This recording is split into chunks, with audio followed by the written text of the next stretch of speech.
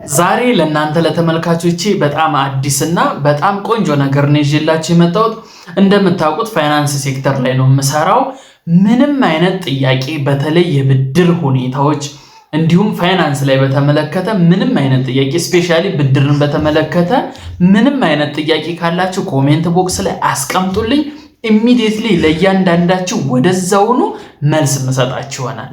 ስለዚህ ለእናንተ ትክክለኛ ኢንፎርሜሽን ለማድረስ ስል እንዲሁም ሁሉም የየግል ጥያቄ ስለሚኖረው ጥያቄዎቻችሁን በኮሜንት ቦክስ ታስቀምጡልኛላችሁ።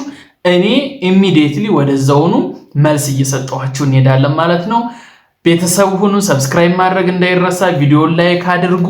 ምንም አይነት የፋይናንስ ጥያቄ ስፔሻሊ ባንክ፣ ማይክሮ ፋይናንስ ላይ ስለ ብድር ኬዞች የምትፈልጉትን ማንኛውንም ጥያቄ ጠይቁ።